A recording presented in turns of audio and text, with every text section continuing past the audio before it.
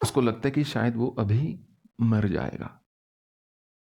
परंतु माँ की लाल जिह्वा और तीक्ष्ण दांत जो हैं और माँ हल्का सा जब मुस्कुराती हैं, आँखों का जो लालिमा है और जो सफ़ेद है वो ऐसे चमकता है, और मुक्तकेशी है माँ, और मुंडमाला उन्होंने धारण की हुई है। तो जब मुस्कुराती हैं, अब लकड़हारे को समझ नहीं आ रहा वो उस समय भयभीत हो या वो भी मुस्कुराए। परंतु वो उसी समय चरणों में गिर जाता है। ये दूसरी बात स्मरण रहे, जब कभी भी आपके जीवन में ईश्वर कृपा से कभी आपको अपने इष्ट का दर्शन या सानिध्य प्राप्त हो, उस समय आप क्या करेंगे उसकी पहले से कोई भी सोच नहीं हो सकती। तो लकड़हारा जो है माँ के चरणों में गिर जाता है कि आपका दर्शन प्राप्त हो गया।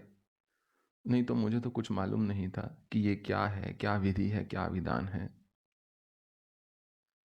और मुझे ये प्राप्त हो गया। अब इससे मुझे ये भी नहीं चाहिए था, मुझे ये पता भी नहीं था मुझे कभी मिल सकता है या इस साधना से इसकी प्राप्ति होगी। परंतु मेरे मन में एक प्रश्न अवश्य है माँ। तो माँ काली ने कहा, पूछो। तो उस लकड़ी काटने वाले ने कहा कि वो व्यक्ति जो देखने में आपका भक्त लग रहा था, कोई सिद्ध लग रहा था, कोई श्रेष्ठ लग रहा था, दो दो तीन तीन उसने तिलक लगा रखे थे, बेचारे ने वस्त्र धारण कर रखे थे, अपना पूरा बोरिया बिस्तरा लेके आया था, सामान उसका पास में रखा था, वो तो बन गया शेर का आहार। सोच के वो क्या आया था, उसका अंत हुआ क्या? और मैं तो ऐसे ही बैठ गया आकर, अकस्मात ही, और आपने मुझे दर्शन दे दिया, ऐसा क्यों?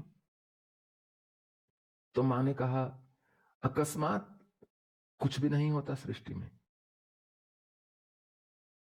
तुम इसलिए इस क्षण यहां आए क्योंकि तुम्हारे पूर्व जन्मों के जो कर्म थे वो बलवान हो चुके थे, वो अपने आप में उस अवस्था में आ चुके थे कि पक चुके थे। पिछले जन्म में जैसे इस तांत्रिक की इस समय मौत हुई है, कुछ वैसे ही तुम्हारी हुई थी। केवल 5 बार मंत्र और बोलना था साधना के संपन्न होने में। इस जन्म में वो हो गया तो मैं प्रकट हो गई।